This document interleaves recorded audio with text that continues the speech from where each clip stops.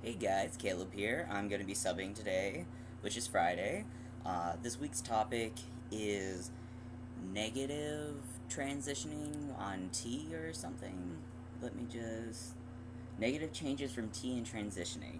Okay, so let's start. Let's just start with the testosterone.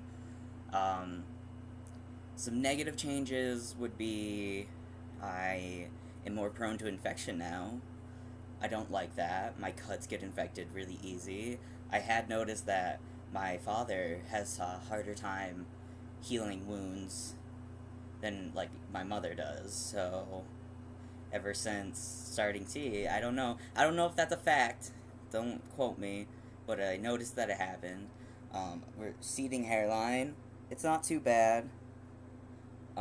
I can still get a nice haircut. My mom's a licensed cosmetologist, and she cuts my hair. She likes to tell me that every haircut's different because the hairline is always changing. And I'm like, thank you, mother. That's one of my big self-conscious things right now is my hair. Um, Early on in transition, not transition, transition, but on T early on is really where I had the most problems, um, because I started taking testosterone, so that forced me into puberty, and my mental health has always been kind of unstable.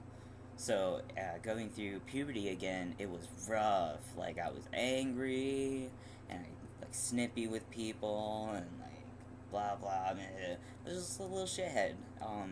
It was like I was fucking 15, 16, and I hated that, and I was hungry all the time, and I hated that so much. So I was not a fan. And the acne, oh my god, screw acne. Like it's pretty much gone now. I'm doing really good. The only thing I get now is I get body hair, like a lot of body hair, which is not a negative for me. I like being fuzzy, but they get ingrown so fast. Like they're looped in and they get ingrown, then they turn into like infected, and I gotta pull the hair out, but then it gets more infected, and it's usually on my chest, so I got like these sores on my chest. So that's pretty negative. I don't fucking like that. Um, but soon I'm gonna be going for top surgery soon, so that will be taken care of because it really only happens on my chest. Sometimes on the side of my thighs, but not too often. Um, so, some other negative things with transitioning. I don't mean to scare you off, but I had a hysterectomy, oophorectomy, and something else, which basically I got the eggs, the tubes, and the uterus taken out, and the cervix, I believe, is taken out. I can't remember. But so that was a whole new can of worms. I I had it taken out, and within 2 weeks, I was having major mood swings. And 2 months after, I landed myself in the mental hospital because with a hysterectomy, you go through menopause. And for any of you that don't know menopause, look up the symptoms. Um, I've hit like like 4 or 5 different categories. Like after getting, because like my hormones were messed up. So like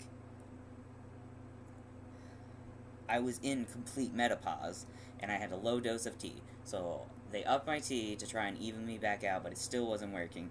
So now I've been diagnosed because of the hysterectomy, because it put me straight into menopause so hard. I've been diagnosed with anxiety, panic disorder, reoccurring depressive episodes, um, psychosis, and OCD.